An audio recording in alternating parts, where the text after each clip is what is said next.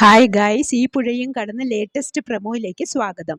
പ്രൊമോയുടെ തുടക്കത്തിൽ തന്നെ കാണിക്കുന്നത് വിനീത് ബാഗുമായി വരുന്നതാണ്. വീടിനുള്ളിൽ നിന്നും ഇറങ്ങി വന്ന ജയപാലൻ അറിയാം വിനീതിന് ഗംഗയോട് എന്തോ അല്പം ഇഷ്ടമുണ്ട് എന്ന്. എന്നാൽ പിന്നെ കുറച്ച് എരിവും പുളിയും ചേർക്കാമെന്ന് വിചാരിച്ച് പറയുന്നത്, ജീവിതമാകുമ്പോൾ അങ്ങനെയാ, നമ്മൾ ആഗ്രഹിക്കുന്നതോട്ട് കിട്ടുകയുമില്ല, ആഗ്രഹിക്കാത്തത് കെട്ടി ഏൽപ്പിക്കുകയും ചെയ്യും എന്ന്.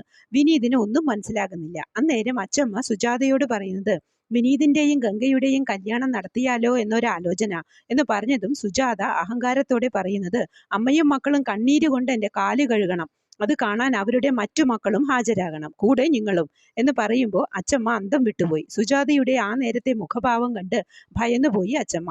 പിന്നീട് എല്ലാവരും ഭക്ഷണം കഴിച്ചുകൊണ്ടിരിക്കുമ്പോൾ കാവേരി പറയുന്നത്, അച്ഛനെ അയാൾ പറ്റിച്ചു, ഇനിയിപ്പോ നമ്മളെ പറ്റിക്കാൻ നോക്കിക്കൊണ്ട് നടക്കുക അയാള് എന്ന് പറയുമ്പോൾ യമുന പറയുന്നത്, ഒന്ന് വന്ന് കണ്ടിട്ട് പോയിക്കോട്ടെ എന്ന് പറയാമല്ലേ എന്ന് ചോദിക്കുമ്പോൾ കാവേരി ചോദിക്കുന്നത്, അത് നീയാണോ തീരുമാനിക്കുന്നത് എന്ന്.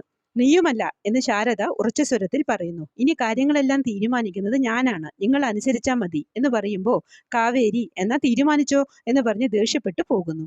പിന്നീട് ഗംഗയെ പുറപ്പെടിയിക്കുന്നത് കാണാം.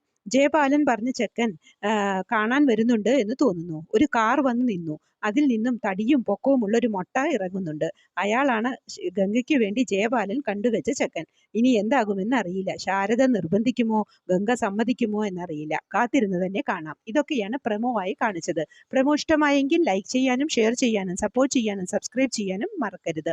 അടുത്തൊരു എപ്പിസോഡിന്റെ അടിപൊളി പ്രമോവുമായി വരുന്നതുവരെ കാത്തിരിക്കുക.